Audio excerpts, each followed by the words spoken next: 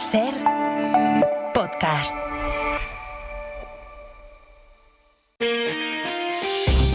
Las 7 de hoy por hoy. Ser podcast. Hola, muy buenos días. Los conservadores de la CDU han ganado las elecciones en Alemania con el 28,5% de los votos. Se quedan muy cerca de lo que pronosticaban las encuestas, que acertaron también con el ascenso de la ultraderecha de Alternativa por Alemania. Se dispara y dobla los resultados de hace 4 años. Logran el segundo puesto con el 20% de los votos, mientras que los socialdemócratas caen hasta la tercera plaza. Se confirma así el batacazo de Scholz, que con el 16% de los votos obtiene el peor resultado de la historia del SPD. Con estos resultados, el futuro canciller alemán, el conservador Friedrich Merz, está dispuesto a mantener el cordón sanitario a los ultras y se propone gobernar junto a los socialdemócratas. En su primera comparecencia anoche fue cauto al hablar de futuras alianzas, pero sí mantuvo lo que ya venía defendiendo durante la campaña, que no va a pactar con la ultraderecha, con la que llegó a compartir votación hace apenas unas semanas para endurecer las políticas de asilo. José Luis Astre, hola. Hola, buenos días. Die Welt da draußen wartet nicht auf uns.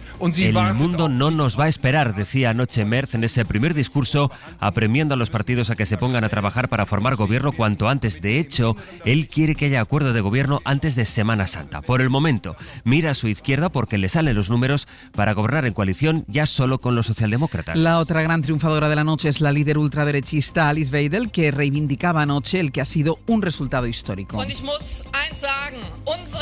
Con más de 10 millones de votos se convierte en la segunda fuerza del país. Anoche manifestaba su voluntad de entrar en un gobierno de coalición y acusaba al resto de partidos de querer reducirles. Si Merz mantiene el cordón sanitario, se convertirá, por tanto, en la líder de la oposición en Alemania. Pues así queda el tablero político en la mayor potencia europea, con una participación histórica del 84% del electorado. La ultraderecha adelanta a los socialdemócratas y la izquierda ha vuelto a lograr representación en el Bundestag. Enviado especial a Berlín, Antonio Martín, buenos días. Buenos días, Ángels. Nos vamos a hartar de decir que han sido unas elecciones históricas por el batacazo nunca visto de los socialdemócratas, históricas por el segundo puesto de la extrema derecha, que no alcanzaban desde la época nazi, históricas por la participación, que es la más alta desde la reunificación alemana. De algo no hay duda. Wir haben sie gewonnen, weil CDU und CSU. La CDU ha ganado las elecciones, lo anunciaba radiante Friedrich Merz, que ha convertido a Olaf Scholz en el canciller más breve en más de medio siglo. Su partido y su formación hermana de Baviera reinan en el oeste y sur de Alemania. La extrema derecha gana en todo el este del país. Segunda fuerza, lo nunca visto en democracia en Alemania.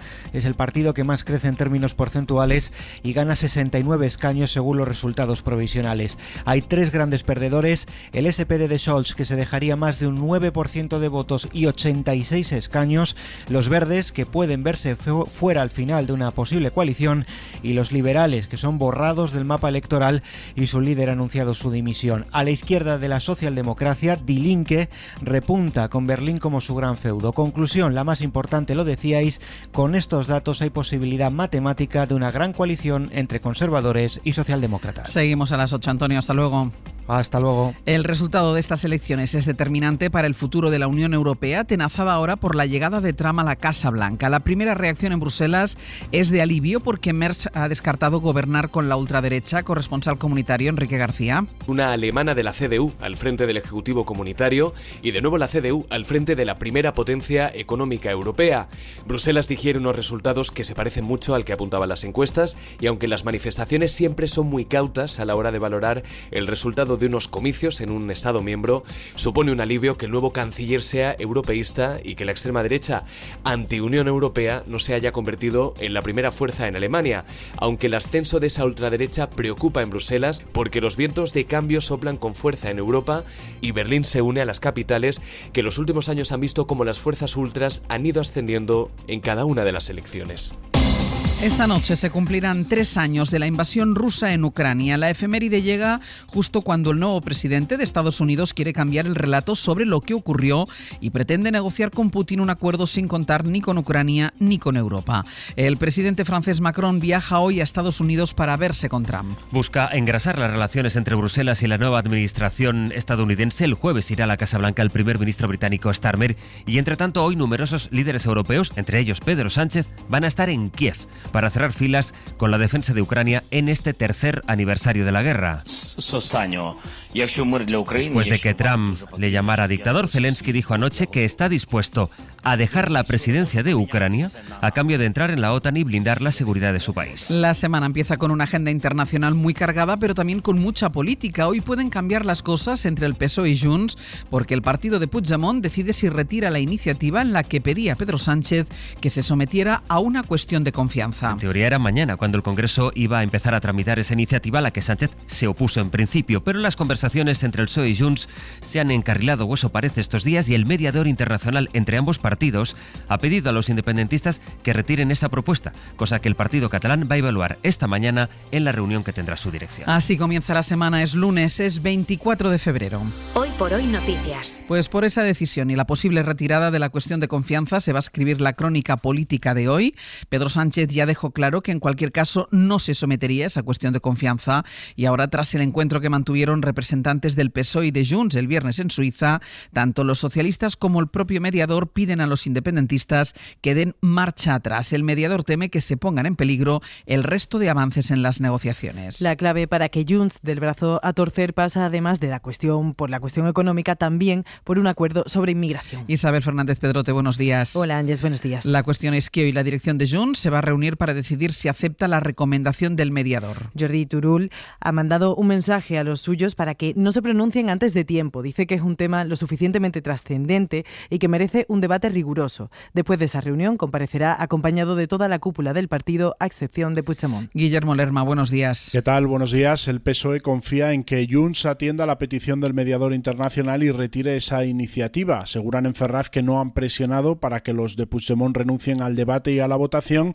pero sí que creen que su retirada ayudaría a normalizar definitivamente las relaciones con los independentistas. En eso ponía precisamente el acento ayer el expresidente Rodríguez Zapatero. Y ahora hay que esperar a que Junts, lógicamente, se pronuncie. Pero, insisto, hemos estado en una situación de deterioro de la confianza por parte de Junts, por algunos aspectos importantes en el cumplimiento de los acuerdos, pero nosotros tratamos de evitar la ruptura porque creo que eso es bueno. En la Moncloa aseguran que la reunión del viernes entre ambos partidos fue razonablemente bien y esperan que, aparcadas las tensiones y evitando el debate sobre la cuestión de confianza, se pueda avanzar en las carpetas pendientes como la delegación de competencias en inmigración, que es el asunto que sigue encallado con Junts per Catalunya. Hoy, por cierto, se va a producir la primera reunión bilateral entre el Gobierno central y la Generalitat en más de 3 años. El miércoles está convocado el Consejo de Política Financiera.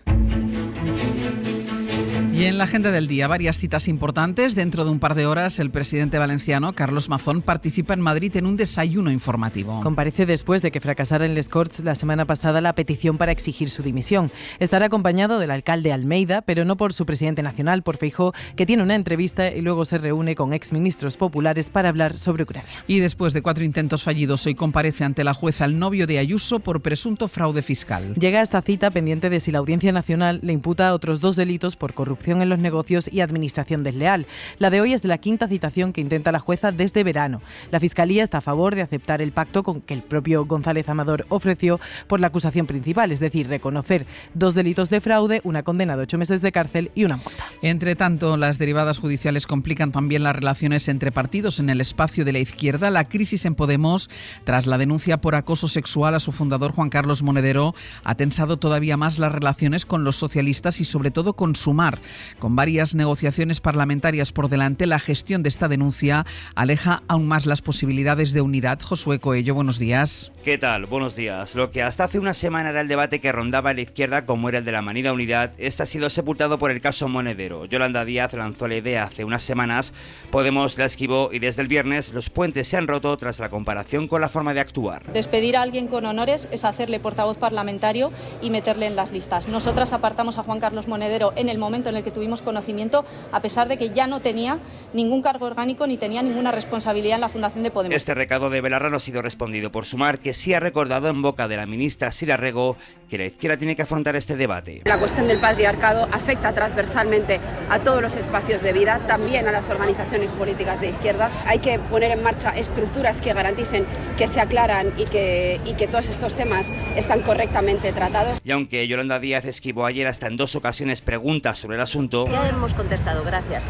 Y ya he contestado estos días, gracias. El actual contexto hace casi imposible pensar ahora en la unidad de la izquierda.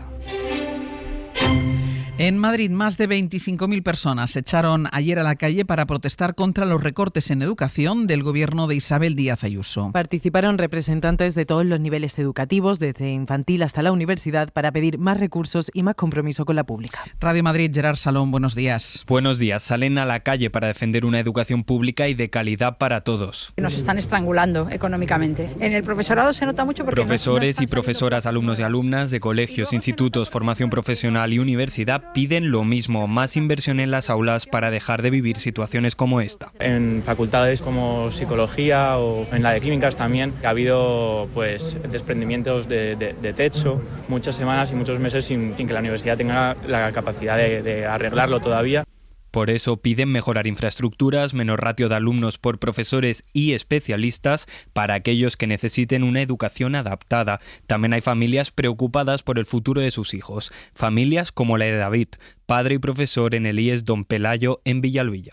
Hay que poner pie en pared, esto no puede seguir con esta deriva que lleva, que se va a cargar la educación pública. Y es una maniobra intencionada para descompensar la pública frente a la privada. Esto que explica David también lo notan los alumnos de FP y universidades cuando intentan encontrar prácticas. Por eso piden equiparar sus oportunidades a la de los compañeros de la privada.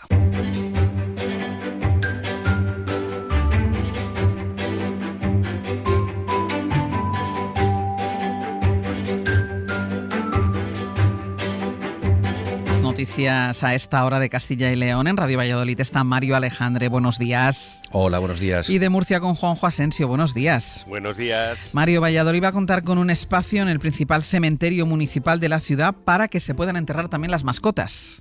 Sí, lo ha anunciado el alcalde durante su visita este fin de semana, una feria dedicada precisamente a los animales domésticos. Las obras, todavía sin presupuestar, se abordarán en 3 fases a partir del año que viene para albergar hasta 1.800 animales. También se habilitará un lugar para poder depositar cenizas. Será en una parcela aneja al cementerio de las Contiendas, que es de gestión 100% municipal. Jesús Julio Carnero. Es un proyecto importante, un proyecto demandado y un proyecto que, como digo, en este momento estamos trabajando y es una contribución más al compromiso que mantiene el Ayuntamiento de Valladolid, el equipo de gobierno, en algo tan importante en nuestras vidas como son las mascotas. Se va a habilitar una parcela de casi 6.000 metros cuadrados, separada de la zona de enterramiento de personas con una valla vegetal.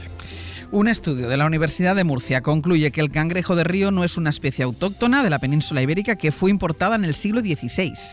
En los restos arqueológicos de la península ibérica nunca se han encontrado restos de cangrejos de agua dulce, solo marinos, y se desconocía cuándo esta especie llegó a nuestro país. Bueno, pues ahora ha sido una investigadora de la Universidad de Murcia, Liza Sempere, la que ha logrado documentar su origen concretamente a 1558. Así se refleja en un documento que ella encontró en el Archivo General de Simancas, donde se recoge este capricho, se puede calificar así, de Felipe II, de poblar los estanques reales con especies exóticas que había visto en sus viajes por Europa, entre ellas esta especie, el cangrejo de río, que fue traído concretamente desde la Toscana, en Italia. El documento añade que el criado que logró traerlos con vida entonces fue, por tanto, generosamente recompensado.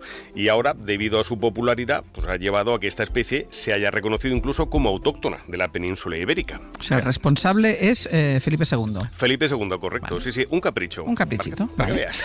Una bodega zamorana está inmersa en una batalla judicial con la discográfica del grupo ABBA. Sí, es la bodega zamorana Francisco Casas, que va a recurrir una resolución de la Oficina de la Propiedad Intelectual de la Unión Europea que ha dado la razón a la discográfica Polar Music International, que es la que posee los derechos de explotación del grupo sueco. El objeto de litigio es el uso de la marca Viña ABBA, que desde 2006 está presente en el mercado español, pero fue en 2021 cuando empezaron a exportar, cuando la discográfica reaccionó. De momento, y hasta que no haya sentencia firme, van a poder seguir usándola. Eduardo Casas es el gerente de esta bodega. En España no hay ningún problema y en Europa tampoco, hasta que haya una sentencia firme podemos seguir comercializando el vino. Nosotros hay una parte que hemos ganado porque ABBA, el grupo Polar Music, no puede registrar la marca en el tema de vinos. La verdad es que no hemos llegado a probar este Viña ABBA. Ojo que se viene chiste malo. Ya veremos cómo acaba esta polémica, que no parece chiquitita. ¡Ay, Dios! Venga, ya me pego yo solo, ¿eh? Venga, vale, tarjeta amarilla. Hasta luego, chicos. Hasta luego. Un abrazo, hasta luego. Y vamos ya con nuestra recomendación cultural para empezar el día. Hoy Raquel García nos propone un libro para empezar la semana. Entre las últimas novedades editoriales, hoy recomendamos El filatelista de Nicolas Foyt, fiscal en Suiza que lleva 20 años escribiendo novelas policíacas, inspiradas en los casos en los que ha trabajado. Muchos premios, un gran éxito de ventas avalan estas historias no aptas para todos los estómagos. Estoy limitado por el secreto profesional, evidentemente. Tengo una serie de límites que no debo sobrepasar, pero en los libros utilizo ese conocimiento que tengo y si en algún momento utilizo algún tipo de historia existente, la modifico para que no sea algo que se pueda identificar fácilmente. Pero en el caso del libro del filatelista hay muchísimas anécdotas que son reales. Fan desde joven de la novela policíaca, asegura Foyt que este tipo de novelas le sirven para hablar de los problemas de la sociedad actual, como la violencia contra las mujeres o el acoso. Lo que hay que dejar súper claro es que no hay maniqueísmo posible. No me gusta nada. Las cosas no son o blancas o negras. Al final, nada es totalmente bueno o totalmente malo. Hay zonas grises y en mis años como fiscal he podido descubrir que hay cosas buenas y cosas malas en todo el mundo, incluyendo los policías, los magistrados e incluso las propias personas que cometen crímenes. El filatelista cuenta la historia de un asesino que organiza una macabra búsqueda del tesoro, enviando por todo el país paquetes que gotean sangre con sellos de piel humana. Una historia que mantiene en vilo hasta el giro final y a la que el superventas Joel Dicker ya ha echado el ojo para que forme parte del catálogo de su sello editorial. Para no perderte ningún episodio, síguenos en la aplicación o la web de la SER, Podium Podcast o tu plataforma de audio favorita.